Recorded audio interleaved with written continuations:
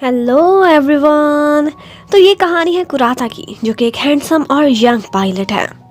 वैसे तो कुराता काफ़ी स्किल्ड है, लेकिन उसके कोलीग्स और सारे फ्रेंड्स के बीच उसको लकी बोला जाता है। लेकिन ये लकी एक्चुअली नेगेटिव टर्म्स में है, क्योंकि जब भी वो फ्लाइट पर होता है तो मोस्टली टाइम्स ऐसा ही होता है कि उसकी लैंडिंग के टाइम पर कोई ना कोई वेदर इश्यूज हो जाते हैं, जिसकी वजह से लैंडिंग बहुत मुश्किल होती है। और आज भी कुछ ऐसा ही हुआ है। उसकी साथी पायलट उससे कहती है कि देखो कितना खूबसूरत दिन निकला हुआ है। लेकिन ऑफ कोर्स उसका को पायलट एक लकी इंसान था, तो उसी टाइम पर उनको इन्फॉर्मेशन मिलती है कि एयरपोर्ट के करीब माइक्रोबर्स्ट हुआ है। एक वेदर की कंडीशन थी जिसमें लैंडिंग करना बहुत डेंजरस हो जाता है। अब ये देखकर उनको कंट्रोल रूम से इंफॉर्मेशन मिलती है कि उन्होंने किस तरह से और कब लैंडिंग करनी है। एक्चुअली एयर कंट्रोलर भी एविएशन में उतने ही इम्पोर्टेंट होते हैं जितना के पायलट्स। और फिर हमें हमारी फीमेल लीड को दिखाते हैं, जिसका नाम मायू है और वो एक एयर कंट्रोलर है। वो भी अपनी फील्ड में बहुत स्किल्ड है।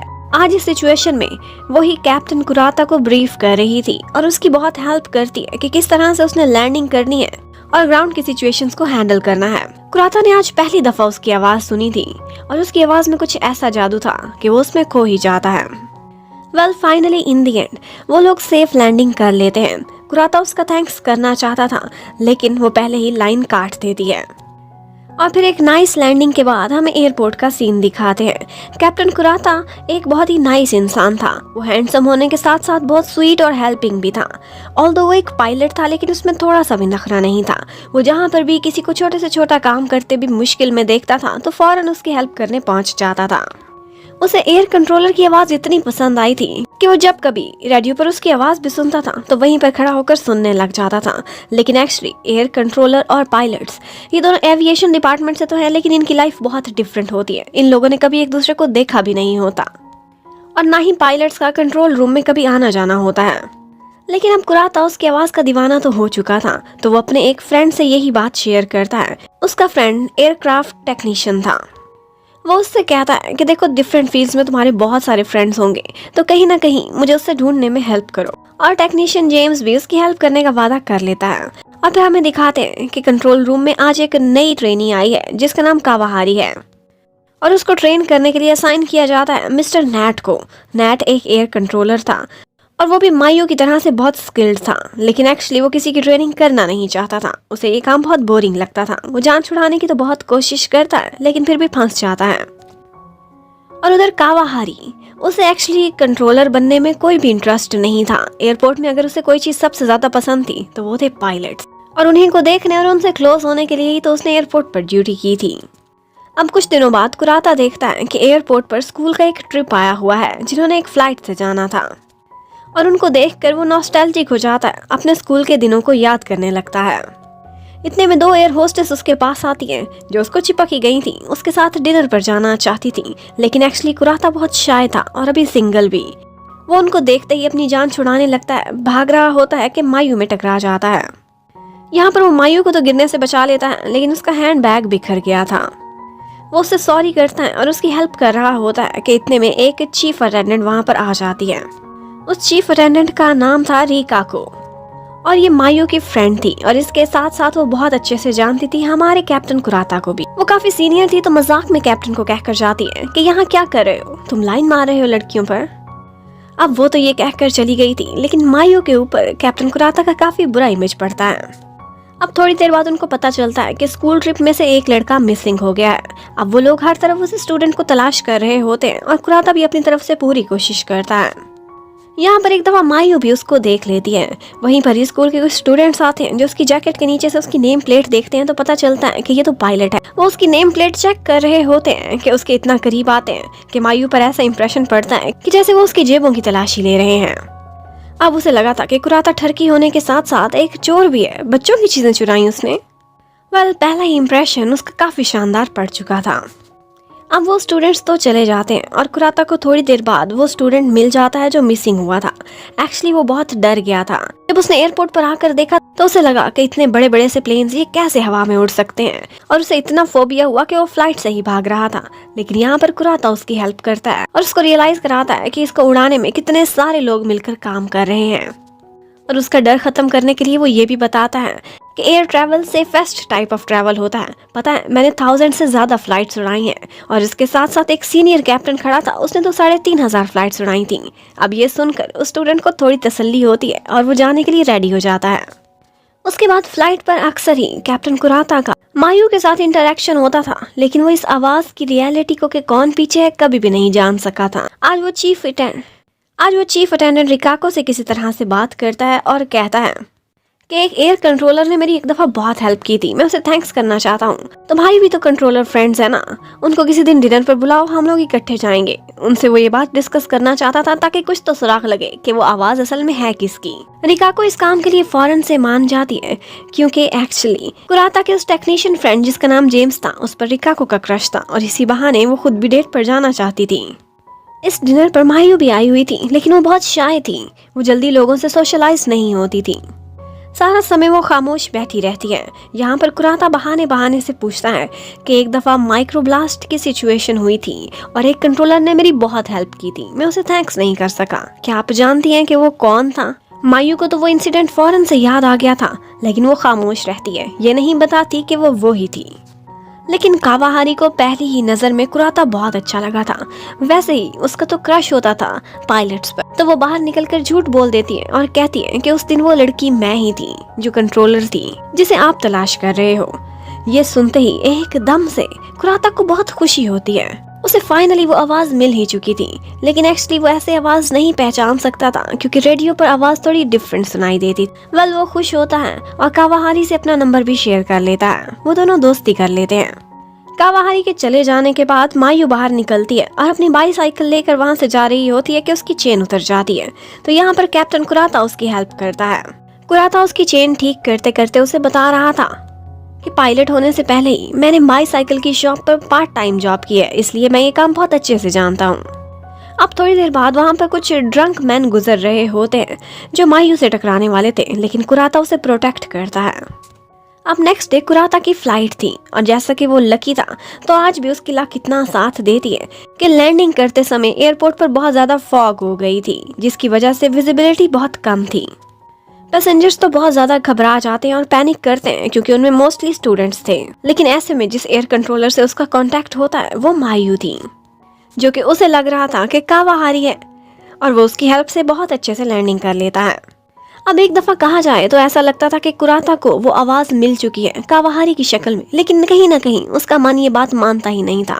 तभी तो उसने कभी भी कावाहारी से ज़्यादा दोस्ती नहीं की थी, लेकिन जब भी मायू उसके करीब से गुजरती थी तो वो न जाने क्यों उसकी तरफ अट्रैक्ट होता था। कुराता एक दिन जेम्स से यही बात डिस्कस कर रहा था कि कावाहारी ही वो लड़की है जिसे मैं तलाश कर रहा था, लेकिन इतने में उसके साथी पायलट वहाँ पर आती है और बैठती है। वो काफ़ी सीनियर थी, उससे कहती है कि उस दिन जिससे बात हुई थी वो एक्चुअली कोई ट्रेनी नहीं लगती, वो बहुत एक्सपीरियंस और स्किल्ड थी। और वाकई कुछ ऐसा ही था। कावाहारी आजकल सिर्फ ट्रेनिंग ले रही थी, लेकिन ट्रेनिंग में भी वो बहुत अच्छी या आउटस्टैंडिंग नहीं थी। सच्ची बात तो ये है कि उसका एयर कंट्रोलिंग में आने का कभी मन ही नहीं था, वो तो एयर होस्टेस बनना चाहती थी। और यही बात वो अपने कोलीग से भी शेयर करती है। जबकि दूसरी तरफ कुराता, उसे जब कभी मौका मिलता था वो मायू की आवाज़ सुनता रहता था। फिर हमें मायू को दिखाते हैं, वो काम में जितनी अच्छी और स्किल्ड थी उतनी ही उसकी पर्सनल लाइफ एक मेस बन चुकी थी। उसकी कोई फैमिली नहीं थी, सिर्फ एक ग्रैंडपा थे जो बहुत दूर किसी छोटे शहर में रहते थे। टोक्यो में वो अकेली थी और उसका रूम हमेशा एक मेस हुआ करता था। उसे कुकिंग वगैरह का कोई शौक नहीं था, वो ज्यादातर इंस्टेंट फूड खाया करती थी। जबकि दूसरी तरफ हमें कुराता को दिखाते हैं, बिल्कुल इसके ऑपोजिट था। उसने अपना घर एकदम टाइडी एंड क्लीन रखा हुआ था। वो अपने सारे काम खुद ही करता था और अपने घर को वेल ऑर्गेनाइज्ड रखता था। इसके साथ साथ उसे कुकिंग भी बहुत अच्छे से करनी आती थी और वो अपने मील्स का ख्याल रखता था और अच्छे से बनाता था। और फिर हमें दिखाते हैं कि एक्चुअली एयर कंट्रोलर्स की साल में एक दफ़ा इन फ्लाइट ट्रेनिंग ज़रूर होती है और आज मायू की वही ट्रेनिंग थी। आज वो फ्लाइट में कॉकपिट में साथ जाती है और इत्तेफाक से पायलट होता है हमारा कैप्टन कुराता। उनका ये सारा सफ़र काफ़ी प्लेजेंट गुजरता है और जिस तरह से मायू बहुत सारी इन्फॉर्मेशन रखती थी तो वहाँ के पायलट्स भी उससे काफ़ी इम्प्रेस होते हैं। यहाँ पर बातों बातों में मेन पायलट कहती है कि कुराता को आजकल किसी आवाज़ की तलाश है जिसने उसकी हेल्प की थी और ये क्लेम करता है कि वो कावाहारी थी। अब ये सुनकर मायू को पता चल जाता है कि कावाहारी ने कुराता से झूठ बोला है, लेकिन वो क्लियरली ये नहीं बोलती, बस इतना जरूर कह देती है कि कावाहारी ने अभी अपना डेब्यू ही नहीं किया, वो तो ट्रेनी है। अब जब वो लोग सेफली लैंडिंग कर लेते हैं तो उस समय कुराता वहां से जब उतरने वाला था, कॉकपिट बहुत जैम्ड होता है। वो किसी चीज से टकराता है और मायू के बिल्कुल ऊपर ही गिरने वाला था, लेकिन उसको तो बचा लेता है, पर फिर से उसका पर्स गिरा देता है। लेकिन उसे नहीं पता था कि आज उसके हैंडबैग से उसकी एक की गिर गई है, जो कि कुराता के हाथ लग जाती है। अब वो सोचता है कि उसे वापस करनी चाहिए। अब उस एरिया में वेदर कंडीशंस कुछ डिफरेंट हो जाती हैं, तो कुराता को एक दिन एक्स्ट्रा वहां स्टे करना पड़ता है। मायू तो वैसे भी वहां आकर बहुत खुश थी, क्योंकि ये उसका होम टाउन जो था। कुराता को कोई रेफर करता है एक जगह पर ठहरने के लिए, वो वहां जा रहा होता है। तो मजे की बात है कि वो घर एक्चुअली मायू का ही था और उसके ग्रैंडपा वहां पर रहते थे। अब वो वहीं पर ही उसका की चेन भी उसको वापस कर देता है और ग्रैंडपा उसे खाने के लिए रोक लेते हैं। यहाँ पर उनके कुछ नेबर्स और फ्रेंड्स वगैरह भी पहुंच गए थे और हर कोई यही कह रहा था कि आज मायू अपना बॉयफ्रेंड अपने साथ लेकर आई है, और हर कोई उसकी तारीफ कर रहा था कि ये पायलट कितना हैंडसम है। वो दोनों काफी इनकार करते हैं कि हम लोग फ्रेंड्स भी नहीं, बॉयफ्रेंड तो दूर की बात। लेकिन कोई भी उनकी बातों पर विश्वास नहीं करता, हर कोई यही कहता है कि ये शर्मा कर छुपा रहे हैं। अब खाने के बाद मायू जब बर्तन धो रही होती है तो कुराता जाकर उसकी हेल्प करता है, और फिर शाम को वो दोनों बाहर जाते हैं नाइट व्यू देखने के लिए। वहाँ का एरिया पहाड़ी एरिया था और वो बहुत सुंदर नज़ारे थे। मायू उसे बताती है कि वो बचपन से ही अकेली थी, उसकी मम्मी तो थी नहीं, वो अपने ग्रैंडपा के साथ होती थी और हमेशा एयरप्लेन्स को देखती थी, तो इसी इंतजार में होती थी कि शायद किसी में से उसकी मम्मी आ जाएंगी। और बस इसी शौक के साथ साथ वो पता नहीं कब एयर कंट्रोलर बन गई, उसे मालूम ही नहीं पड़ा। यहाँ पर बातों बातों में वो कुराता को बताती है कि जब हम कंट्रोल रूम से एरोप्लेन्स को आते हुए देखते हैं तो एक लाइन में आते बहुत सुंदर नज़ारे देते हैं। कुराता उससे कहता है ठीक है, फिर वादा करो कि तुम भी मुझे किसी दिन अपने साथ कंट्रोल रूम ले जाओगी, यही नज़ारा दिखाने के लिए। वो उससे पिंक की प्रॉमिस मांगता है, लेकिन इससे पहले कि वो प्रॉमिस करते, हवा का एक तेज झोंका आता है और उनको अपनी जगह से हिला के ही रख देता है। आज उससे इतनी देर बात करने के बाद कुराता उससे कहता है, क्या मायू मैंने पहले कभी तुमसे बात की है? मुझे ऐसा क्यों लगता है, मैं तुम्हें जानता हूँ। लेकिन मायू से नहीं बताना चाहती थी कि वही वो कंट्रोलर है जिसे तुम तलाश कर रहे हो। कुराता जब टोक्यो वापस आ जाता है तो वो एक दफा कंट्रोल रूम से आवाज सुनता है, वही जिसका वो दीवाना था। वो फौरन से कावाहारी को कॉल करता है और उससे पूछता है कि आज सारा दिन तुम क्या करती रही। तो उसे पता चला कि वो तो सिर्फ ट्रेनिंग पर रही थी, उसने आज किसी भी रियल फ्लाइट को कंट्रोल किया ही नहीं। ये बात सुनते ही वो समझ जाता है कि एक्चुअली ये वो लड़की है ही नहीं, इसने झूठ बोला है। और मन ही मन में वो आवाज से पहचान जाता है कि ये कोई और नहीं बल्कि मायू ही है। अब फाइनली जिस आवाज का वो दीवाना था उसे पता चल गया था कि वो कौन है, लेकिन जैसे ही मायू उसके सामने आने लगती है तो उसे इतनी हेजिटेशन होती है कि वो कहीं छुप जाता है और उसका सामना भी नहीं करना चाहता था। इतने में कावाहारी उसे मैसेज करती है कि क्यों ना हम डिनर डेट पर जाएं। वो उसे इनकार करना चाहता था, लेकिन उसी समय एक बच्चा आकर उसे टकराता है, जिसकी वजह से गलती से मैसेज ओके का सेंड हो जाता है। उधर कावाहारी ये देखकर इतना खुश होती है कि फौरन से जाकर अपने कोलीग्स को भी बताती है कि मैं आज एक पायलट के साथ डिनर डेट पर जा रही हूँ। और जब कुराता के बारे में ये बात मायू सुन तो उसे काफी डिसअपॉइंटमेंट होती है। वो भी कहीं ना कहीं कुराता को लाइक करने लगी थी और इसी वजह से वो अपना रास्ता भी भूल जाती है कि वो कहाँ जा रही थी। आज पहली दफा कावाहारी ने रियल फ्लाइट को हैंडल करना था। वो जाती है, अपना काम स्टार्ट कर देती है। थोड़ी देर तो उसने काफी अच्छा काम किया था, लेकिन बाद में वो एक दो गलतियां करती है जिसकी वजह से उसे बहुत एम्बेरसमेंट होती है। नेक्स्ट डे वो फिर से एक फ्लाइट का टेक ऑफ तो करा देती है, लेकिन आगे से बर्ड स्ट्राइक हो गई थी। उसने इस बात को नोटिस नहीं किया था, ये उसकी गलती थी, जिसकी वजह से पूरे एयर कंट्रोल रूम की दौड़ें लग जाती और उनको बहुत मुश्किल होती है बाकी फ्लाइट्स को हैंडल करने में। जबकि रिकाका को पता चलता है कि जिस जेम्स पर उसका क्रश है वो एक्चुअली एक सिंगल फादर है। उसका एक 5-6 साल का बेटा है और उसकी एक वाइफ थी जिसे अब उसकी डिवोर्स हो चुकी है, और वो भी एक फ्लाइट अटेंडेंट थी, बिल्कुल रिकाका की तरह। अब इत्तेफाक से उसी रेस्टोरेंट में डिनर करने के लिए एयर कंट्रोलर भी आ जाते हैं। कावाहारी तो बहुत मजे से आकर कुराता के सामने बैठ जाती है, जबकि दूसरी तरफ नैट और मायू बैठे हुए थे। कावाहारी इशारों इशारों में कहती है कि इन दोनों की जोड़ी बहुत सुंदर लगती है। एक्चुअली ये सारा कुछ वो कुराता को सुनाने के लिए कह रही थी। जबकि जेम्स जिक्र करता है कि कावाहारी वो आवाज थी जिसके पीछे कुराता इतने अरसे से पड़ा हुआ था, लेकिन यहाँ पर नैट बोल देता है कि वो आवाज ये नहीं थी जिसने माइक्रो ब्लास्ट का बताया था, वो तो मायू थी। ये सुनकर कावाहारी बहुत एम्बैरस होती है। उसके सबके सामने इंसल्ट हो गई थी, उसका झूठ भी पकड़ा गया था। अब उसे इतनी शर्मिंदगी होती है कि वो बिना कुछ बोले ही वहाँ से उठकर जाने लगती है।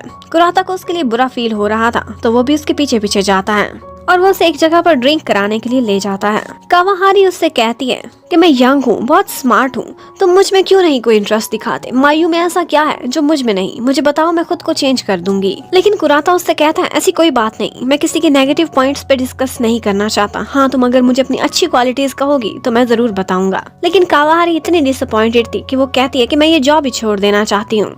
अब जब वो गुस्से में जा रही थी, कुराता उसे रोक कर कहता है ऐसे मत कहो, आई विश कभी मैं कॉकपिट में रियल में तुम्हारी कंट्रोलिंग की आवाज सुन सकूं। ये बात कावाहारी के दिल को छू गई थी। वो चली गई थी, लेकिन बाद में दिखाते हैं कि उधर कुराता भी सैड बैठा हुआ था और दूसरी तरफ मायू भी। वो दोनों ही एयरप्लेन्स को देख रहे होते हैं कि इतने में कुराता उसे कॉल करता है। मायू ये सुनकर काफी हैरान हुई थी कि वो भी उस टाइम पर एयरप्लेन्स को ही देख रहा था। वो दोनों थोड़ी देर बात करते हैं और मायू को रियलाइज होता है कि उन दोनों की सोच बिल्कुल एक जैसी है। अब नेक्स्ट डे कावाहारी अपना रिजाइन देने के लिए अपने ऑफिस में बैठी हुई होती है कि इतने में उसे पता चलता है कि एक इमरजेंसी सिचुएशन है जिसमें उसकी भी हेल्प चाहिए। स्टॉर्म के बीचों बीच उन्होंने एक फ्लाइट की लैंडिंग करानी थी क्योंकि मेडिकल सिचुएशन थी। एक पैसेंजर को हार्ट अटैक हुआ था और उसे उसी समय लैंडिंग करा के हॉस्पिटल शिफ्ट कराना था। वहां पर सारे कंट्रोल रूम की हेल्प से वो लोग बहुत अच्छी सी लैंडिंग करा देते हैं और इस तरह से उस पैसेंजर की जान भी बच जाती है। अब वो फैमिली आकर उस पायलट का थैंक्स करना चाहती थी, लेकिन वो पायलट कहता है कि आज मेरा कोई कमाल नहीं, आज जो भी किया है वो कंट्रोल रूम वालों ने हेल्प की है, तभी तो मैं लैंडिंग कर सका, इसलिए फैमिली को चाहिए कि उनका थैंक्स करे। एक्चुअली इस ड्रामा के थ्रू हमें यही कन्वे किया जाता है कि सिर्फ पायलट ही नहीं बल्कि सारा स्टाफ जो एयरपोर्ट पर काम कर रहा होता है वो एक फ्लाइट को उड़ाने के लिए उतना ही इम्पोर्टेंट होता है जितना कि बाकी लोग। आज जब वो लोग वापस जा रहे होते हैं तो रास्ते में कुराता देखता है मायू को। उस समय बारिश हो रही थी तो वो उससे अपनी अम्ब्रेला के नीचे ले आता है, लेकिन वो दोनों ज्यादा क्लोज होने से हेजिटेट हो रहे थे, इसलिए साइड साइड से भीगे जा रहे थे। कुराता आज उससे अपने दिल की बात कह देता है, कहता है कि इतने अरसे से मैं जिस आवाज को तलाश कर रहा था मुझे पता चल चुका है कि वो तुम हो। मैं तुम्हें थैंक्स करना चाहता था लेकिन तब कर नहीं सका था। अब वो उसे थैंक्स भी करता है और कहता है कि मेरी विश है कि मैं हर दफा हर फ्लाइट में तुम्हारे साथ ही फ्लाई करूं, सिर्फ तुम्हारी आवाज के साथ। मायू बहुत इंट्रोवर्ट टाइप की थी, वो ये सब सुनकर सिर्फ खामोश हो जाती है और उसके बाद वो लोग अपने घर चले जाते हैं। उधर हमें दिखाते हैं कि कुराता के पास आज एक बच्चा था जो कि एक्चुअली जेम्स का बेटा था, जिसे वो अपने साथ बेबी सीट कर रहा होता है। उस बच्चे की बहुत विश थी कि वो कैंपिंग पर जाना चाहता है। अब इसी विश को वो एक बहाना बनाता है और सोचता है कि क्यों ना हम कोलीग्स अपनी छुट्टियों पर इकट्ठे कहीं कैंपिंग पर जाएं। और फौरन से वो कॉल मिलाता है मायू को। मायू के पास उस समय रिकाको भी बैठी हुई थी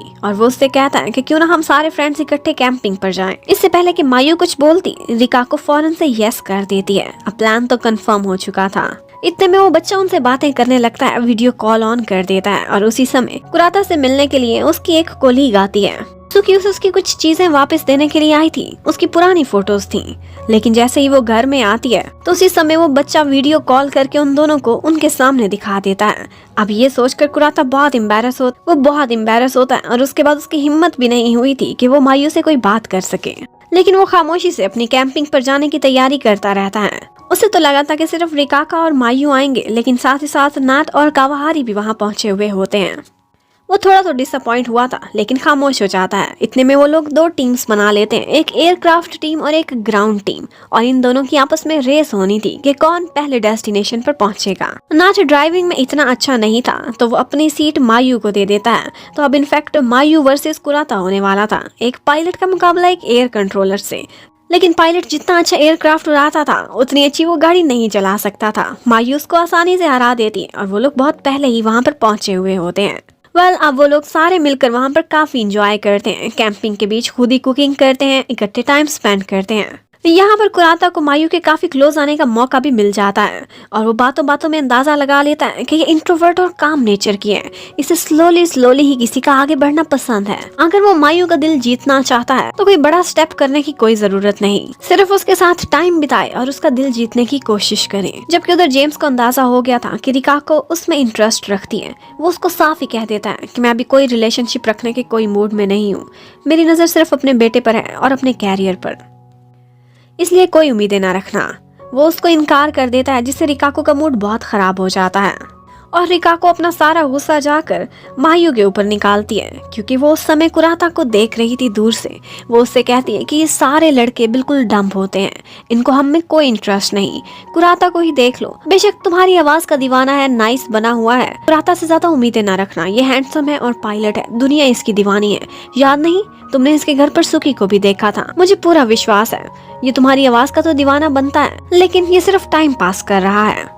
ये बात सुनकर मायू का काफी मूड खराब हो गया था। उसके बाद वो लोग जब वॉलीबॉल का मैच करते हैं तो वहां पर भी रिका को उनको हरा देती है, क्योंकि वो स्टूडेंट लाइफ में वॉलीबॉल ही खेलती थी। अब वो दोनों शर्मिंदा शर्मिंदा से एक डेजर्ट लेने के लिए जा रहे होते हैं कि यहाँ पर उनकी गाड़ी खराब हो जाती है। मैकेनिक को आने में तो कुछ समय लगेगा, तो कुराता वहाँ पर हाईवे पर कोई लिफ्ट देखने के लिए चला जाता है, जबकि उसी समय मायू के पास कुछ गुंडे आ जाते हैं जो उसे अकेला देखकर उसे छेड़ने लगे थे। लेकिन एंड टाइम पर उसे बचाने के लिए कुराता वहाँ पहुँच जाता है और कहता है शी इज माई गर्ल, इसको छूने का सोचना भी नहीं। अब उसने उन लड़कों को तो वहाँ से भगा दिया था। अब बाद में मायू यही सोचे जा रही थी कि कुराता कितना हैंडसम है और बिल्कुल हीरोइक स्टाइल में आकर उसने उसकी जान बचाई है। अब उसके बाद जब वो लोग वापस चले जाते हैं तो नेक्स्ट डे सुबह ही सुबह मायू जा रही थी वहाँ पर बर्ड्स को देखने के लिए, और उसी समय कुराता भी इसी काम से निकला था। उन दोनों को पता चलता है कि उनके इंटरेस्ट्स कितने सेम हैं। अब वो दोनों वहीं पर ही एक पॉइंट पर खड़े होकर बर्ड्स की रेयर स्पीशीज का नजारा कर रहे होते हैं कि पीछे से नाट आ जाता है। वो देखता है कि उन दोनों ने हाथ पकड़े हुए हैं और ये देखते ही उसका काफी दिल टूट जाता है। यहाँ पर कुराता थोड़ी देर के लिए तो बहुत खुश हुआ था, क्योंकि मायू ने खुद उसे रोका था उसके पास थोड़ी देर और ठहरने को। लेकिन जैसे ही नाट ऊपर से आता है, उनको आवाज देता है, तो मायू अपना हाथ उससे छुड़ा लेती है। लेकिन बाद में मायू को भी बहुत अफसोस हो रहा था। उसे ऐसा लग रहा था कि उसका ये एक्ट बहुत रूड था और इसकी वजह से कहीं कुराता उससे दूर ना हो जाए। और वैसे भी वो बहुत शाय थी, इंट्रोवर्ट थी, कुछ उल्टी सीधी बातें भी बोल चुकी थी। कुराता भी वही याद कर रहा होता है कि उस ट्रिप पर उसने एक दफा ये भी कहा था, उसने कहा था कि जो लड़के सडनली एक लड़की को किस कर देते हैं या फिर उसे दीवार से लगाकर रोमांटिक बातें करने की कोशिश करते हैं, ये हरकतें उसे काफी चीप लगती थी। अब कुराता इसी बारे में सोचने में लगा हुआ होता है कि वो फर्स्ट मूव कैसे करे, क्या ऐसा करे कि मायू का दिल जीत ले। वो बेचारा थोड़ा नर्वस था कि पता नहीं कौन सी हरकत उसे बुरी लग जाए। और फिर हमें एक और बात पता चलती है कि एक्चुअली कुराता और उसका एक फ्रेंड, वो दोनों को पायलट्स थे और आजकल उनकी एक ट्रेनिंग होने वाली थी और एक एग्जाम के बाद वो दोनों पायलट बन जाएंगे जो अकेले इंटरनेशनल फ्लाइट्स भी उड़ा सकते हैं। उधर मायू भी बहुत नर्वस और परेशान बैठी हुई थी, सोचती है कि कैसे कुराता से दोबारा बात करने की कोशिश करे, क्योंकि वो रूड हो गई थी। यहाँ पर उसकी फ्रेंड उसे मशवरा देती है कि देखो टोक्यो में फायरवर्क्स का फेस्टिवल होने वाला है, क्यों ना तुम उसे वहाँ पर इनवाइट करो। उधर कुराता को भी जेम्स के बेटे का फोन आता है जो उसे यही कह रहा था कि मैं फायरवर्क्स देखना चाहता हूँ, लेकिन इस दफा जमीन से नहीं बल्कि आसमान में उड़ते हुए एक फ्लाइट बुक करा दो एंड फायरवर्क्स के टाइम पर। अब कुराता को यह आइडिया इतना फैंटास्टिक लगा था कि वो फौरन से एक फ्लाइट की बुकिंग करा लेता है। वो चाहता था कि मायू भी उसे ज्वाइन करे, तो उसने 3 टिकट्स ले लिए थे। उसकी एक कोलीग सुकी ने उसके लिए इन टिकट्स का अरेंज किया था। वो उससे पूछती है कि क्या कोई स्पेशल इंसान है जिसके साथ जाना चाहते हो, और कुराता के जवाब कि वो बहुत स्पेशल है, ये सुनकर वो थोड़ी जेलस भी हो चुकी थी। और फिर उन टिकट्स के साथ कुराता जाता है मायू के पास और उससे कहता है कि क्या तुम मेरे साथ फायरवर्क्स फ्लाइट पर चलोगी। मायू तो खुद हैरान थी, वो भी यही तो प्लान कर रही थी। वो फौरन से मान जाती है और वो दोनों आपस में यही डिसाइड करते हैं कि उस दिन कुराता की एक फ्लाइट है, वो लैंडिंग करने के बाद मायू के साथ इकट्ठे ही फायरवर्क्स वाली फ्लाइट पर ज्वाइन करेगा। वो कहता है मैं प्रॉमिस करता हूँ मैं जरूर आऊंगा, मेरा वेट जरूर करना। अब कुराता को अपनी फ्लाइट की जल्दी पड़ी हुई थी, जिसकी वजह से उसकी सीनियर पायलट भी ये बात पहचान गई थी कि तुम आज यकीनन डेट पर जा रहे हो। जबकि दूसरी तरफ मायू ने भी आज बहुत अच्छे कपड़े पहने हुए थे, जिसकी वजह से उसके कोलीग्स को भी शक हो जाता है कि आज कहीं डेट पर जाएगी। कुराता की फ्लाइट पर आज 3 स्पेशल पैसेंजर्स थे। एक वायोलिनिस्ट था जिसका एंड टाइम पर एक कॉन्सर्ट होने वाला था जिससे वो लेट कभी नहीं होना चाहता था। एक इंसान था जो व्हील चेयर पर आ रहा था, जबकि एक प्रेग्नेंट लेडी थी। जैसे ही वो लोग टेक ऑफ करते हैं सारा कुछ परफेक्ट रहा था, लेकिन सीनियर पायलट कहती है कि मेरे साथ एक लकी को पायलट है, इसलिए मैं थोड़ी सी कंफ्यूज हूँ, मौसम की गड़बड़ हो सकती है। विजुअली सब कुछ ठीक लग रहा था और कुराता को लग रहा था कि वो 10 मिनट पहले ही लैंड कर लेंगे। उधर मायू ने भी आज अपनी छुट्टी जल्दी कर लेनी थी। उसने अपनी शिफ्ट इस तरह से अरेंज की थी कि वो शाम को कुराता से मिल सके। नाटो उसके पास आता है और उससे कहता है कि फायरवर्क्स देखने के लिए हम कोलीग साथ जा रहे हैं, मेरा एक फ्रेंड भी है, क्यों ना तुम हमें ज्वाइन करो। लेकिन वो कहती है मेरे अपने प्लान्स हैं। वो लोग समझ जाते हैं कि इसका कुराता के साथ कोई प्लान होगा। लेकिन उधर कुराता की फ्लाइट के साथ थोड़ा सा प्रॉब्लम हो जाता है। वो जैसे ही लैंडिंग करने के करीब होते हैं तो उनको पता चलता है कि थंडर क्लाउड की सिचुएशन है। इस इन्फ्लुएंस की वजह से वो लोग थोड़ी देर तो लैंडिंग नहीं कर सकेंगे। और फिर इसी सिचुएशन में काफी लंबी क्यू लग जाती है। बहुत से प्लेन्स थे जिन्होंने लैंडिंग करनी थी। कुराता को अपनी डेट की तो इतनी परवाह नहीं थी, उसे अपने पैसेंजर्स की थी। कुछ पैसेंजर्स ऐसे थे जो जल्दी से जल्दी लैंडिंग करना चाहते थे, इसीलिए कुराता ने एक डिसीजन लिया था। वो यही था कि वो लोग करीब के एक और शहर में लैंडिंग करा लेंगे और उस एयरपोर्ट आगे आधे घंटे का फासला था और जिनको जल्दी थी वो अपनी डेस्टिनेशन पर आसानी से जा सकते हैं। मायू को भी कंट्रोल रूम से ये बात पता चल जाती है कि कुराता की फ्लाइट डाइवर्ट हो गई है। वो थोड़ी सैड हो जाती है और नाट ने भी ये बात नोटिस कर ली थी। मायू आज बहुत सैड हो जाती है। उसे अपने बचपन का एक वाकया याद आने लगता है। उसकी मम्मी ने भी इसी तरह से उसे एक दफा टोक्यो एयरपोर्ट पर बुलाया था, कहा था कि वो उसे अपने साथ रखेंगी, उसके स्टेप सिबलिंग्स के साथ। लेकिन जब वो एयरपोर्ट पर आई थी तो वो खड़ी उनका वेट करती रही थी। लेकिन उसकी मम्मी की कॉल आई थी कि मेरी फैमिली तुम्हें एक्सेप्ट नहीं कर रही, इसलिए तुम वापस चली जाओ। और वहीं पर खड़े खड़े उसे कुराता का भी मैसेज आता है। वो कहता है कि आज मैं तुम्हारे साथ फायरवर्क्स नहीं देख सकूंगा। मायू सैड हो जाती है। उसे लगता है कि जैसे लाइफ ने एक दफा फिर से उसे धोखा दिया है। वो इंतजार करती रही कि जैसे उसने 10 साल पहले किया था इसी एयरपोर्ट पर। इतने में नाट उसे कॉल करता है और कहता है मेरे फ्रेंड का प्लान कैंसिल हो गया है, तो क्यों ना तुम मेरे साथ चलो, क्योंकि कुराता भी तो नहीं आ रहा। उधर कुराता काफी लेट होने के बाद अब टोक्यो के एयरपोर्ट पर लैंडिंग कर चुका था। यहाँ पर सुकी उससे मिलती है और उससे कहती है कि अच्छा हुआ तुम्हारी फ्लाइट कैंसिल हो गई, कोई बात नहीं, कुछ और लोगों ने तुम्हारे टिकट्स खरीद लिए। एटलीस्ट कुछ लोगों ने तो तुम्हारी जगह जाकर फायरवर्क देखा। और साथ ही साथ उसे कहती है कि मुझे लगता है मिस मायू तुम्हारे साथ नहीं बल्कि किसी और के साथ फायरवर्क्स देखने चली गई होगी। उसका इशारा नाट की तरफ था। यह सुनकर कुराता बहुत सैड हो जाता है। वो बाहर निकलते ही मायू को कॉल करता है, आज के लिए सॉरी करता है कि सिचुएशन कुछ ऐसी हो गई थी कि मैं नहीं आ सका, लेकिन अब मैं पहुंच गया हूँ, बहुत देर हो चुकी है। और फिर हमें दिखाते हैं कि नाट तो फायरवर्क्स का व्यू देख रहा होता है। ऐसा लगा था कि साथ में मायू बैठी होगी, लेकिन मायू नहीं, उसके साथ कावाहारी बैठी हुई थी जो उसका ठीक ठाक काफी महंगा बिल भी बनवा रही थी। और उधर कॉल पर बात करते करते कुराता जैसे ही मुड़कर देखता है तो मायू उसके पीछे ही खड़ी हुई होती है, जो अभी तक वहीं पर खड़ी उसका वेट कर रही थी। इतने घंटे गुजर जाने के बावजूद वो कहीं नहीं गई थी। वो उससे पूछता है तो वो कहती है तुमने मुझसे वादा जो किया था कि मैं जरूर आऊंगा, इसीलिए मैंने फैसला किया कि मैं तुम्हारा वेट करूंगी। अब ये बात सुनते ही कुराता उसको आई लव यू बोलता है। मायू उसे कुछ जवाब देना चाहती थी, लेकिन वो कहता है नहीं, मुझे जल्दी का कोई जवाब नहीं चाहिए, और मैं अच्छे से जानता हूँ कि तुम्हें जल्दी आगे मूव करने वाले, किस करने वाले लड़के अच्छे नहीं लगते, इसलिए मैं तुमसे फासला रखूंगा जब तक तुम नहीं चाहती तब तक। ये सुनते ही मायू उसे हक कर लेती है और कहती है कि अब मैं ऐसा कुछ भी नहीं चाहती। कुराता तो सरप्राइज रह गया था। वो आगे बढ़ता है और मायू को किस कर लेता है। अब उसके बाद कुसाता उससे सॉरी करता है कि मेरी वजह से हमारा प्लान कैंसिल हो गया। मायू इट्स ओके के बाद उससे कहती है कि मैं बहुत एक्साइटेड थी आज के दिन के लिए। मैंने उस शहर में बहुत मजे मजे के खाने भी खाने थे, वहाँ की स्पेशलिटीज, इसलिए मैंने सुबह से कुछ भी नहीं खाया था। ये सुनकर कुसाता थोड़ा सा और भी शर्मिंदा हो जाता है और उससे कहने लगता है क्यों ना हम दोनों अभी खाना खाने कहीं अच्छी जगह पर जाएं। लेकिन मायू को ख्याल था उसकी कल की फ्लाइट का कि कल के दिन फिर तुम बिजी होने वाले हो, बहुत लेट हो जाएगा। तो अब कुसाता उससे कहता है क्यों ना आज हम मेरे घर चलें। अब उसे घर ले जाकर वो खुद से खाना बनाने लगता है। उसे बताता है कि जल्दी उसकी ट्रांजिशन ट्रेनिंग होने वाली है और उसके लिए उसका मेडिकल टेस्ट भी लिया जाएगा। वो टेस्ट बहुत स्ट्रिक्ट होता था पायलट्स के लिए। उसे अपनी हेल्थ का इतना ख्याल रखना पड़ता है कि आजकल वो बाहर का खाना ही नहीं खाता था। यहाँ पर मायू भी खाना बनाने में उसकी थोड़ी हेल्प करना चाहती थी, लेकिन वो कुकिंग में इतनी बुरी थी कि उसको बहुत सारी बेसिक्स भी नहीं आती थी और उसका खराब किया खाना कई दफा कुसाता को ठीक भी करना पड़ता है। वेल इन दी एंड वो दोनों बहुत अच्छा सा डिनर इकट्ठे बैठकर एंजॉय करते हैं।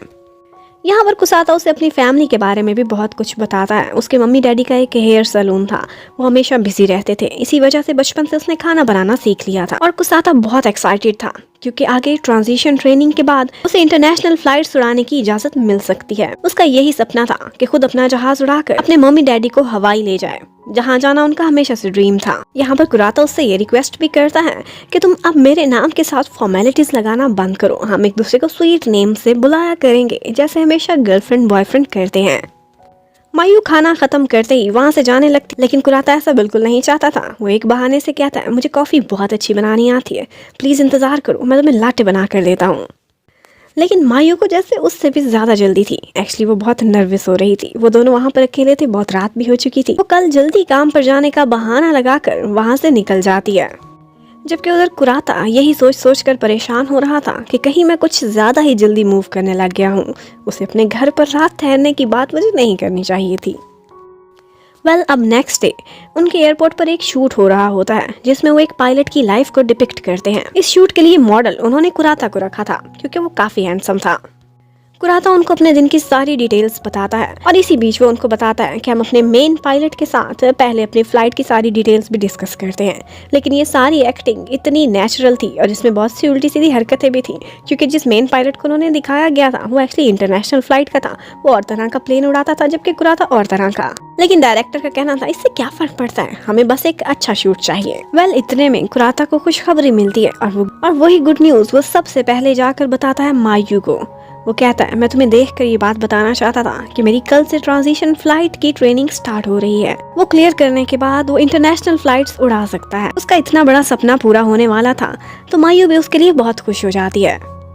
उसके बाद हमें पता चलता है कि एक्चुअली 6 लोगों को इस ट्रेनिंग के लिए सिलेक्ट किया गया है और ये ट्रेनिंग बहुत हार्ड होने वाली है। 6 महीने तक यही ट्रेनिंग चलती रहेगी और उसके बाद टेस्ट पास करने के बाद ही उनका प्लेन और फ्लाइट्स चेंज की जाएंगी। इस ट्रेनिंग के लिए उनका जो कैप्टन सिलेक्ट किया जाता है वो कैप्टन मुराई था और वो बहुत फेमस था अपनी स्ट्रिक्टनेस की वजह से। उन्होंने 2-2 करके उनका एक ग्रुप बना दिया था। कुराता के साथ एक पायलट ओकिजामा उसका पार्टनर था। इन दोनों ने टीम में मिलकर काम करना था और इनकी परफॉर्मेंस एक दूसरे के ग्रेड्स पर असर करेगी।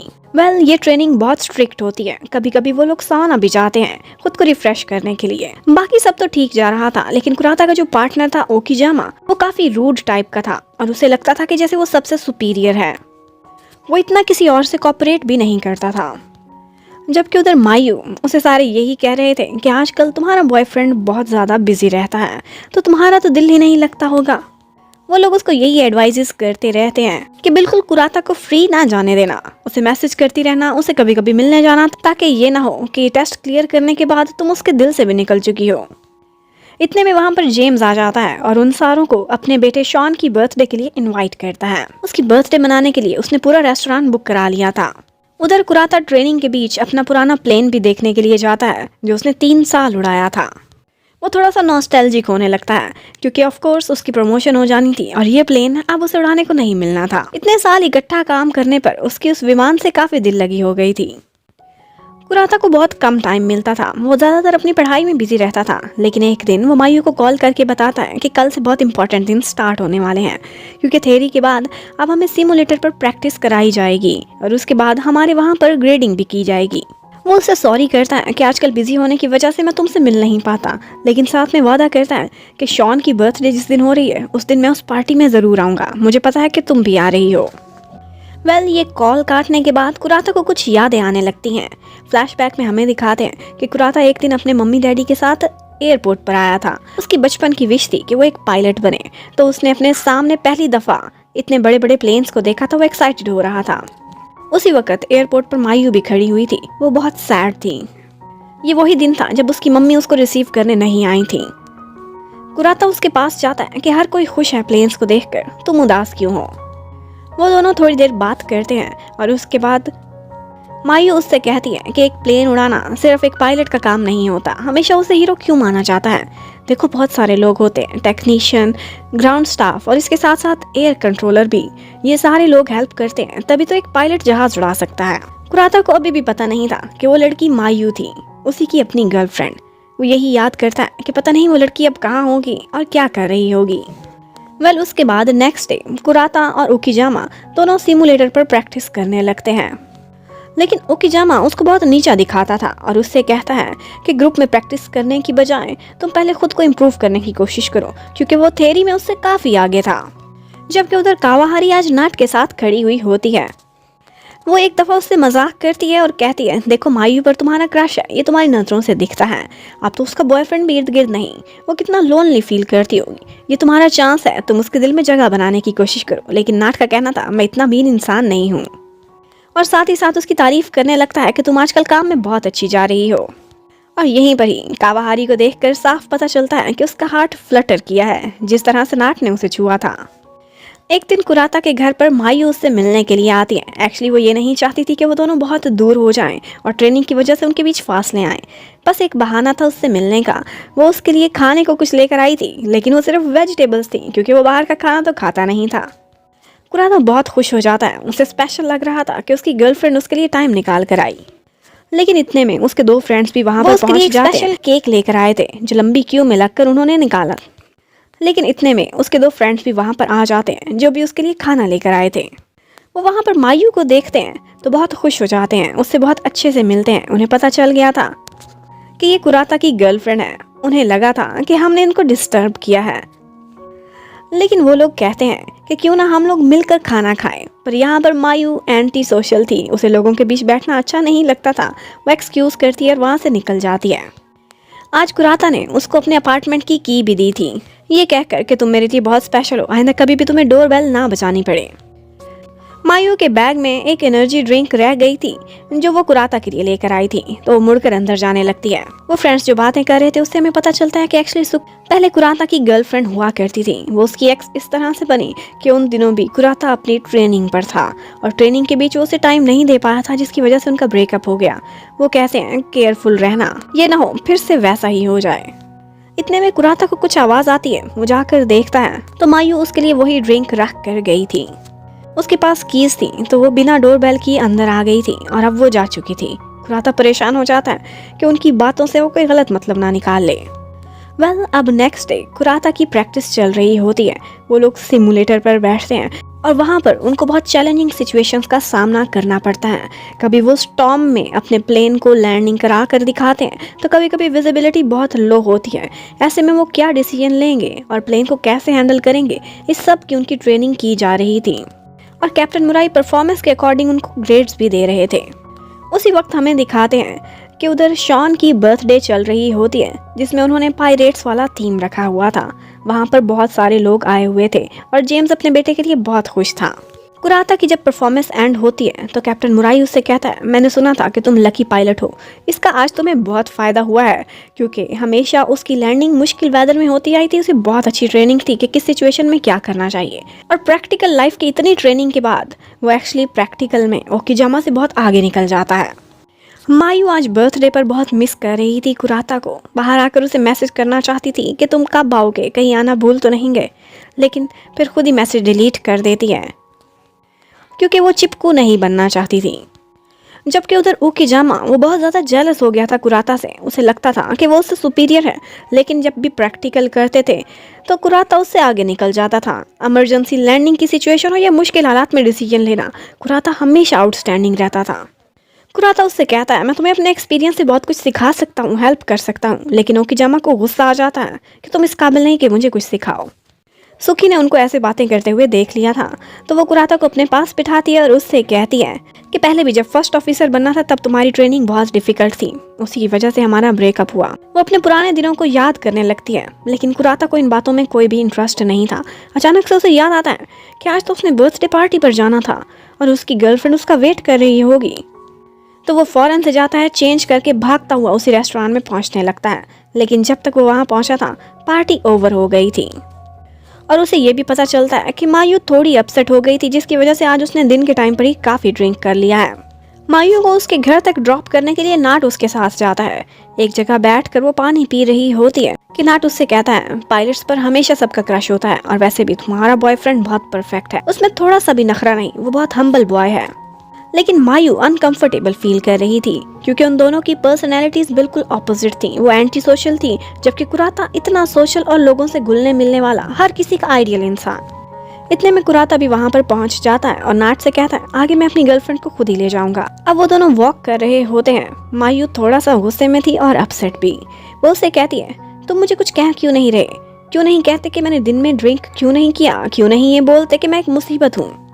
लेकिन कुराता समझ गया था ये अपसेट है, कुछ भी नहीं बोलता, सिर्फ उसे हक कर लेता है और साथ में सॉरी भी करता है कि मैं लेट हो गया था। अब नेक्स्ट डे जब मायू सोकर उठती है तो कुराता उसके साथ ही बेड में बैठा उसे देख रहा था। ये देखकर वो बहुत ऑकवर्ड फील करती है। अब थोड़ी देर बाद उन दोनों ने मिलकर नाश्ता बनाया था और मायू को कुराता की बनाई हुई कॉफ़ी बहुत पसंद आती है। कुराता ने काम पर जाना था, उसे जल्दी थी, वो जल्दी जल्दी जाने लगता है। उसके फ़ोन पर कुछ मैसेजेस बार बार आ रहे थे और वो मैसेज थे सुकी की तरफ से। नोटिफिकेशन से ही वो मैसेज मायू ने पढ़ लिए थे। वो उसे यही कह रही थी कि किसी दिन तुमसे मिलना चाहती हूँ, पुराने दिनों को याद करना चाहती हूँ। सुकी बहुत ज़्यादा सुंदर थी और मायू से ज़्यादा यंग भी, इस वजह से वो खुद को इनसिक्योर फील करने लगती है। अभी वो इसी परेशानी में थी कि जैसे ही काम पर पहुंचती है तो उसे कॉल आती है। उसके ग्रैंडपा की तबीयत बहुत ख़राब हो गई थी, तो वो फौरन से अपने होम टाउन के लिए निकल जाती है। जबकि उधर हमें दिखाते हैं कि कुराता अपनी ट्रेनिंग पर पहुंचकर वो मैसेजेस देखता है जो उसे आए थे अपनी एक्स गर्लफ्रेंड की तरफ से। कुराता काफ़ी कोशिश करता है कि ओकिजामा से कोई तो बात करे, लेकिन वो उसकी किसी बात का सीधे मुंह जवाब भी नहीं देता था। ये बात उनके बैचमेट्स ने भी फील की थी कि इन दोनों की आपस में बिल्कुल भी नहीं बनती। मायू शाम को अपने होम टाउन पहुंच जाती है। अभी तो उसके ग्रैंडपा बेटर लग रहे थे। वो तो अपने नेबर पर गुस्सा करने लगते हैं कि तुमने बिला वजह से दिक्कत दी। लेकिन नेबर अंकल का कहना था कि ग्रैंडपा वाकई बीमार होते हैं और आज जिस तरह से अचानक से कोलैप्स हो गए थे, इनकी हेल्थ इश्यूज चल रही हैं। फिर हमें कुराता को दिखाते हैं। कुराता और उसके बैचमेट्स का आज मेडिकल का टेस्ट होता है। वहाँ पर डॉक्टर उसे यही कहता है कि अपेरेंटली तुम्हारी सारी रिपोर्ट्स बिल्कुल करेक्ट आई हैं, इसलिए फिक्र ना करो और आगे की तैयारी करो। इसके फौरन बाद कुराता मायू को कॉल करता है गुड न्यूज़ देने के लिए। लेकिन एक्चुअली मायू के दिल में कहीं ना कहीं मिसअंडरस्टैंडिंग्स जन्म ले चुकी थी, क्योंकि उसने उसके फ़ोन पर सुकी के मैसेजेस आते हुए देखे थे और उसे लगा था कि वो अभी भी उससे कॉन्टैक्ट में उससे बातें करता है। इवन कि उस मैसेज में ये भी लिखा हुआ था कि वो कल उससे मिला था और हमेशा मायू को यही कहता था कि वो तो बिजी है। आज कुराता को उसकी सीनियर पायलट अपने साथ बाहर डिनर पर लेकर जाती है। एक्चुअली उसे पता था कि इसके और ओकिजामा के क्या इश्यूज चल रहे हैं। उधर ही दूसरा कैप्टन मुराई वो ओकिजामा को वहीं पर लेकर आ जाता है। उन दोनों को इकट्ठे बिठाकर वो उनको समझाते हैं कि अगर ऐसे ही चलता रहा तो तुम दोनों कैसे क्लियर करोगे, टीम की तरह काम करो, तुम लोग तो दुश्मनों की तरह मिलकर बैठते हो। ओकिजामा का कहना था कि ये मेरे से कंपैटिबल नहीं, इसे मेरी टीम में क्यों डाला। लेकिन कैप्टन मुराई कहता है हम लोग एक्सपीरियंसेस से गुजर कर ही अच्छे पायलट्स बनते हैं। तुम्हारे अलग एक्सपीरियंसेस हैं और उसके अलग, एक दूसरे से शेयर करो और आगे बढ़ो, अपने सारे डिफरेंसेस को ख़त्म करने की कोशिश करो। और उसके बाद वो उन दोनों को कुराता के घर पर इकट्ठे भेज देते हैं। कुराता अपनी पुरानी मेमोरीज निकालता है। वो दोनों बैचमेट्स थे और अपने पुराने दिनों को याद करने लगते हैं। ओकिजामा हमेशा से बहुत आउटस्टैंडिंग रहा था। उसने फर्स्ट गो में अपना एग्जाम भी क्लियर कर लिया था, जबकि कुराता को 2-3 ट्रायल्स लगे थे।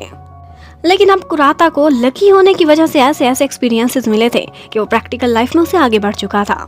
बस अब नेक्स्ट ही डे मायू वापस आ जाती है, क्योंकि उसके ग्रैंडपा ने उसे काम पर जबरदस्ती भेज दिया था। वो बहुत खुश थे क्योंकि वो टोक्यो जैसे बड़े शहर में एयर कंट्रोलर लगी थी। और हमें कावाहारा को दिखाते हैं, अब वो भी बहुत अच्छे से काम करने लगी थी। उसका मन लग गया था इसी ऑफिस में और वो काफी अच्छे से प्रोग्रेस कर रही होती है। कुराता एक दो मैसेजेस करता है मायू को, लेकिन अब वो उसे रिप्लाई नहीं दे रही थी। कुराता दोबारा इन टच होने की कोशिश नहीं करता क्योंकि वो बिजी था, अपने माइंड को शांत करना चाहता था। आज उसका वाइवा था। उस वाइवा में उनसे काफ़ी मुश्किल क्वेश्चंस किए जाते हैं और थियोरी में तो हमेशा से ओकिजामा अच्छा था, वो जल्दी से सारा कुछ क्लियर कर लेता है। लेकिन कुराता ने भी बुरा परफॉर्म नहीं किया था। और फिर उसके बाद उन्होंने सिमुलेटर में अपने ग्रेडिंग्स लगवानी थी। वो लोग वहाँ पर जाते हैं और ऐसी सिचुएशन क्रिएट हो जाती है कि जैसे एक इंजन में आग लग गई हो। अब इसे वो कैसे हैंडल करेंगे। वो दोनों मिलकर टीम वर्क में अच्छे से काम करते हैं और इस सिचुएशन को हैंडल कर लेते हैं एक्सटिंग्विशर के जरिए। और फिर उनकी लैंडिंग भी बिल्कुल ठीक रही थी। कैप्टन मुराई ने नोटिस किया था कि आज इन दोनों की कंपैटिबिलिटी काफ़ी बेहतर हो चुकी है, मतलब कि कल के डिनर वाले भाषण ने काम कर लिया था। मायू की आज तबीयत खराब हो जाती है क्योंकि कल भी वो ट्रैवल में रही थी और उसके बाद आज भी उसे सारा दिन ऑफिस में बहुत काम था। नाटर कावारा कहते हैं कि ऐसे समय तो तुम्हारे बॉयफ्रेंड को तुम्हारे पास होना चाहिए।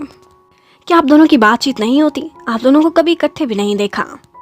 उसी टाइम पर कुराता और ओकिजामा को उनके रिजल्ट्स पता चलते हैं। उन दोनों ने क्लियर कर लिया था और वो लोग अब लाइन ट्रेनिंग में जाएंगे, यानी कि एक्चुअल फ्लाइट को वो लोग उड़ा कर देखेंगे।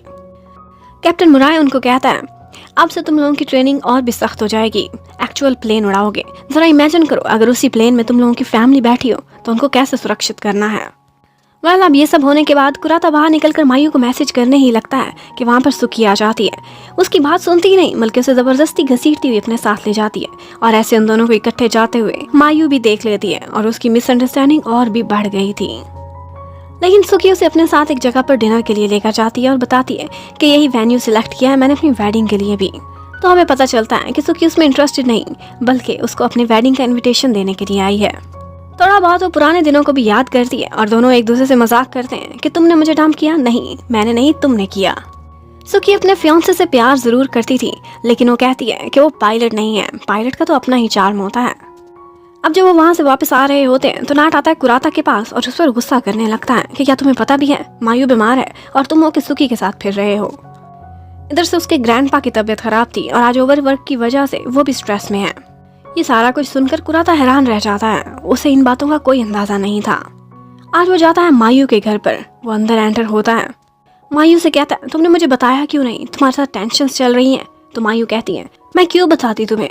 तुम्हारे पास टाइम है सुखी के साथ डिनर पर जाने के लिए भी। इवन के शॉन की बर्थडे पर तुम झूठ बोल रहे थे। तुम लेट इसलिए आए थे क्योंकि तुम सुखी के साथ थे।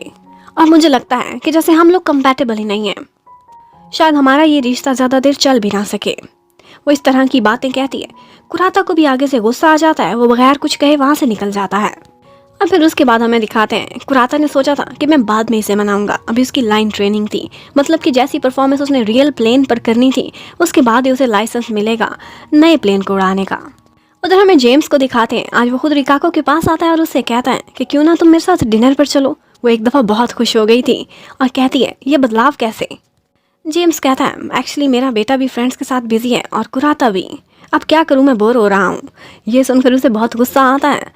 तो आगे से रिकाको भी कहती है, मैं बोरिंग लोगों को इंटरटेन करने का सामान नहीं हूँ। उसे इतना गुस्सा आ गया था जेम्स की बातों पर कि वो अपनी फ्रेंड मायू के घर जाकर ड्रिंक करने लगती है। लेकिन वहीं पर वो देखती है कि मायू अप्लाई कर रही है कि उसको वापस उसके होम टाउन में ट्रांसफ़र कर दिया जाए। ये देखकर वो परेशान हो जाती है। तो मायू से बताती है, एक्चुअली मेरी और कुराता की एक फ़ाइट हुई है। उधर कुराता आज शाम को अपने घर पर जाता है। एक कबर्ड में उसे अपनी कुछ पुरानी यादें नजर आती हैं, अपने बचपन का सामान और साथ साथ कुछ फोटोज भी जो उसने टोक्यो एयरपोर्ट पर अपने फैमिली के साथ बनवाई थी जब वो यहाँ पहली दफ़ा आया था। अब वो मायू को कॉल करता है और कहता है कि फ्राइडे को मेरी लाइन ट्रेनिंग है, उसके बाद मैं तुमसे मिलूंगा। मैंने कुछ बातें करनी है, कुछ चीज़ें क्लियर करनी हैं। मायू भी उसे बताना चाहती थी कि वह वापस अपने होम टाउन जा रही है। कहती है, मैं ज़रूर उस दिन मिलूंगी। कुराता कहता है, ठीक है, तुम्हारे पास चाबी है ना, मेरे घर आकर मेरा वेट करना।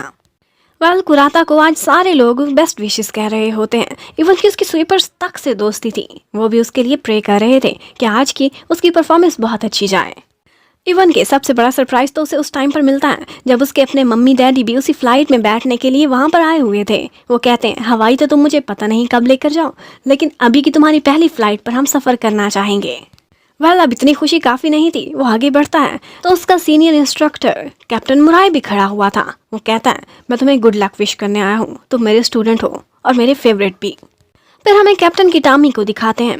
इन्होंने बहुत अरसा काम किया था हमारे कैप्टन कुराता के साथ, लेकिन अब उसे टेम्परेरीली सस्पेंड कर दिया गया था क्योंकि उसकी आइज़ में थोड़ा इशू था। वो अपनी एवरीडे लाइफ तो बहुत अच्छे से गुजारती थी, लेकिन पायलट के लिए रूल्स बहुत स्ट्रिक्ट होते हैं, इसलिए उसको कहा गया था कि तुम सस्पेंड रहोगी या फिर चाहो तो इंस्ट्रक्टर की तरह से ज्वाइन कर सकती हो।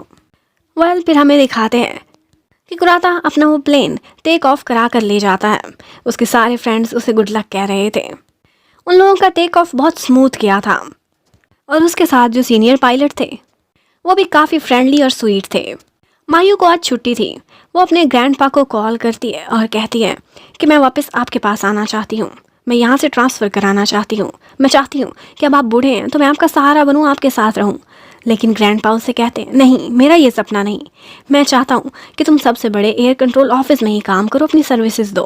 और तुम मेरे साथ थी जब और कोई भी नहीं था। जब तुम्हारी ग्रैंड माँ की डेथ हुई थी मैं अकेला हो गया था और तब तुम ही बचपन में मेरा सहारा बनी थी और मैं तुम्हारा। वो उस दिन को याद करते हैं कि जब तुम टोक्यो में अपनी मम्मी के साथ रहने के लिए गई थी, वो पिकअप करने नहीं आई थी। तुमने वापस आते अचानक से कहा था कि मेरा अब एक सपना है, मैं एयर ट्रैफिक कंट्रोलर बनना चाहती हूँ। तो मैं चाहता हूँ कि इस सपने को तुम हर हद तक परसू करो। आज मायू ने कुराता के फ्लैट पर जाकर उसका वेट करना था। वो उसके घर में एंटर हो जाती है। कुराता तो उस टाइम पर फ्लाइट पे था तो वो उसकी चीज़ें देखने लगती है। वहीं पर ही उसकी बचपन की मेमोरीज वाला बॉक्स बिखरा पड़ा था। वो वहीं पर जब फोटोज़ देखती है तो उसकी बचपन की फ़ोटोज़ देखकर उसे समझ आ जाती है कि ये तो वही लड़का था जो मुझे उस दिन एयरपोर्ट पर मिला था जिस दिन उसकी मम्मी उसे लेने नहीं आई थी। और फिर हमें फ्लैशबैक में दिखाते हैं कि उस दिन मायू ने कुराता से कहा था कि सिर्फ पायलट्स ही प्लेन को नहीं उड़ाते बल्कि बहुत सारे लोग होते हैं, टेक्नीशियन, अटेंडेंट्स, इवन कि वो देखो एयर कंट्रोल ऑफिस वाले भी। तो तुम अकेले पायलट्स को ही हीरो क्यों कह रहे हो? कुराता ने आगे से कहा था। कुराता उसकी बात से बहुत इम्प्रेस हुआ था और वो कहता है, ठीक है, फिर मैं पायलट बनूँ और तुम बड़े होकर एयर ट्रैफिक कंट्रोलर बनना। तो मुझे इंस्ट्रक्ट करना और मैं प्लेन उड़ाऊंगा। मायू को पता चला था कि एक्चुअली जिसके कहने पर वो एयर ट्रैफिक कंट्रोलर बनी थी वो कुराता ही था और वो वाकई पायलट बन चुका है। इस हकीकत को पता चलने के बाद उसकी तो लाइफ ही बदल जाती है। उसके और कुराता के रिलेशनशिप में एक नया मोड़ आने वाला था। उधर कुराता ने जिस एयरपोर्ट पर लैंडिंग करनी थी वो एक छोटा एयरपोर्ट था और वहां पर एक ही रनवे को यूज किया जा रहा था डिपार्चर के लिए भी और लैंडिंग के लिए भी। उसे कंट्रोल ऑफिस से कमांड मिल जाती है कि वो लैंडिंग कर सकता है। उसी समय सामने से एक चार्टर तैयारा डिपार्चर के लिए गुजर रहा था। ये देखकर वो परेशान हो जाते हैं और उन्हें फौरन से दोबारा गो अराउंड करना पड़ता है। अगर चंद सेकंड्स की भी देरी हो जाती तो दोनों प्लेन्स कोलाइड कर जाते। ये देखकर कुराता बहुत परेशान हो जाता है। वो जैसे बाल बाल बचा था, आज उसी प्लेन पर उसके मम्मी डैडी भी बैठे हुए थे और इस होने वाले हादसे ने उसके दिल और उसके माइंड दोनों पर ही काबू पा लिया था। उसकी इन्वेस्टिगेशन भी की जाएगी, पता चलाएंगे कि इस हादसे के पीछे किसकी गलती होने वाली थी। उसे फिर से लाइन ट्रेनिंग में परफॉर्म करना पड़ेगा। आज के दिन वो फेलियर था। अब जब कुराता रिटर्न फ्लाइट पर आ रहा होता है तो वो बहुत घबराया हुआ था। इन्वेस्टिगेशन की वजह से वो बहुत लेट भी हो गया था। मायू को मैसेज आया था कि वो लेट हो जाएगा। वो उसका मैसेज देखते ही खुद एयरपोर्ट पर पहुंचती है। उसे बताना चाहती थी कि मैं वही लड़की हूँ जो तुमसे इतने सालों पहले मिली थी, लेकिन कुराता बहुत परेशान था। वो उससे कोई भी बात नहीं करता, बल्कि उसे सॉरी करके साइड पर निकल जाता है।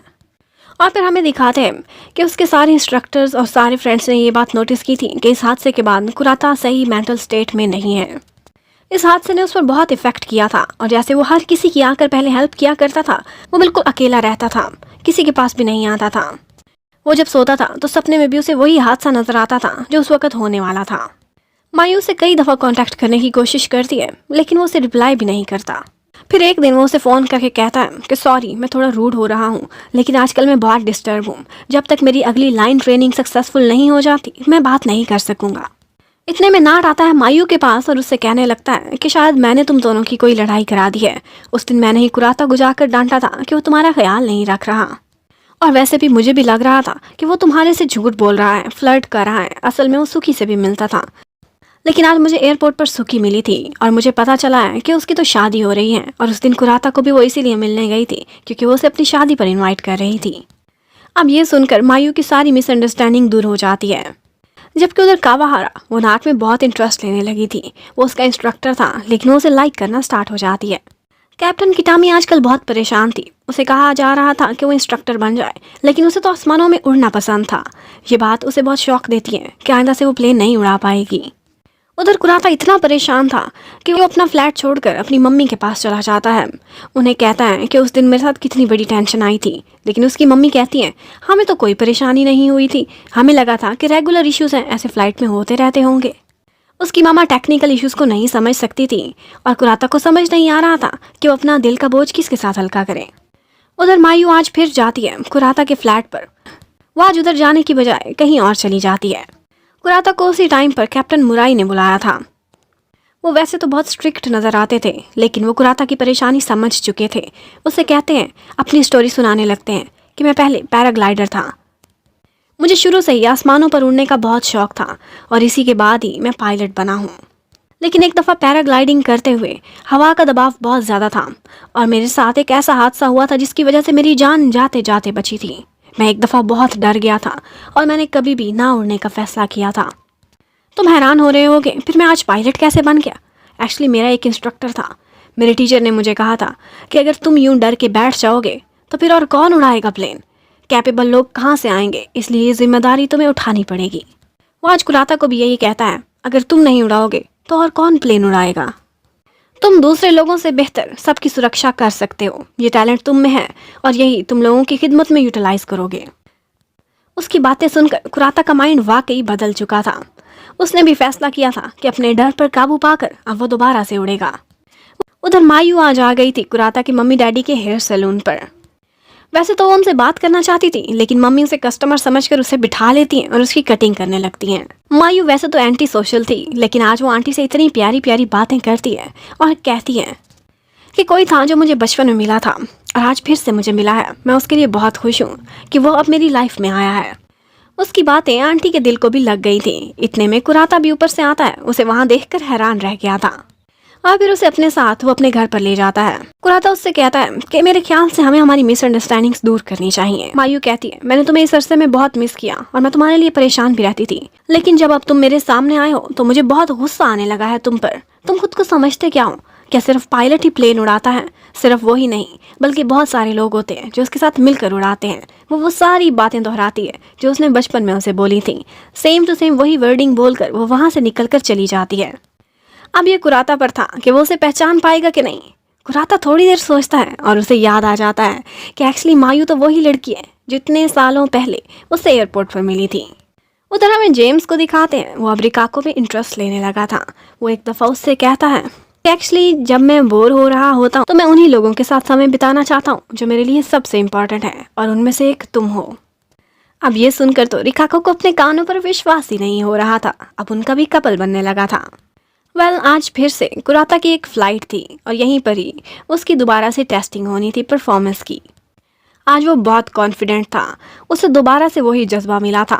वो खुश हो जाता है और कहता है कि यकीनन मैं ये सारा कुछ क्लियर कर लूँगा। आज उसके साथ सीनियर पायलट कैप्टन मुराए ही था और वो दोनों इस फ्लाइट को जब टेक ऑफ कराते हैं तो सारा कुछ स्मूथली जा रहा था। आज टेक ऑफ करने की इंस्ट्रक्शंस उसे दे रही थी मायू ही। अब सारा कुछ स्मूथली जा रहा होता है, लेकिन रास्ते में एक टेंशन बन जाती है। वहाँ पर एक पैसेंजर था जिसको हार्ट अटैक होने लगता है। उसकी तबीयत बहुत ख़राब हो जाती है। उस वक्त फ़्लाइट में कोई भी डॉक्टर नहीं था और इसके बाद हमें दिखाते हैं कि कैप्टन को एक मुश्किल फ़ैसला लेना होगा। डेस्टिनेशन काफ़ी दूर थी, एक करीबी एयरपोर्ट था, लेकिन वहाँ पर फॉरेस्ट फायर की वजह से लैंडिंग नहीं हो सकती थी।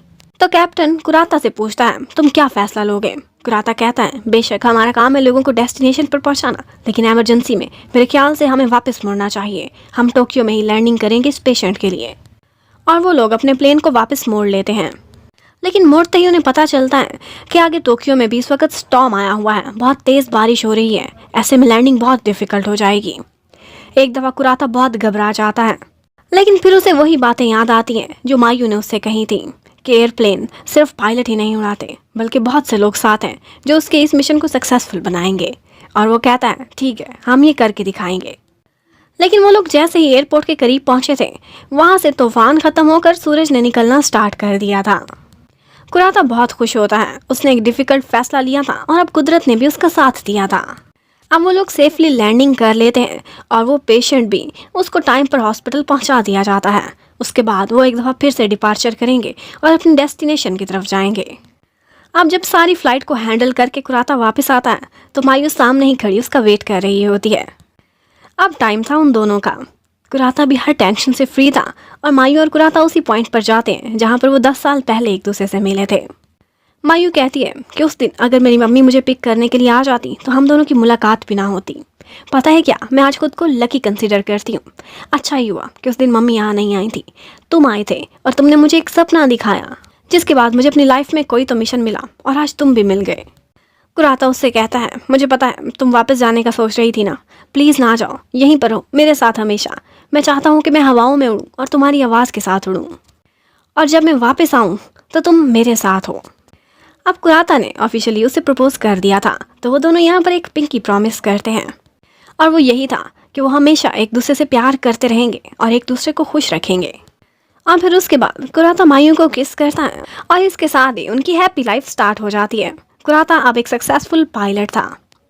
वो हमेशा से अपनी हेल्थ का और अपने घर का अच्छे से ख्याल रखता था, लेकिन मायू ज़रा भी नहीं बदली थी। वो हमेशा लेट उठती थी और उसके बाद बिना अपना ख्याल किए या ब्रेकफास्ट किए कुछ इंस्टेंट फूड उठाकर बड़ी मुश्किल से ऑफिस पहुंचती थी। लेकिन एक बदलाव था और वो ये था कि वो दोनों अब रिलेशनशिप में थे और मायू के पास दोनों घरों की कीज़ थी, एक कुराता के फ्लैट की और एक अपने की। और इस बदलाव की वजह से वो अब बहुत खुश थी। उसे अपना ट्रू लव मिल चुका था।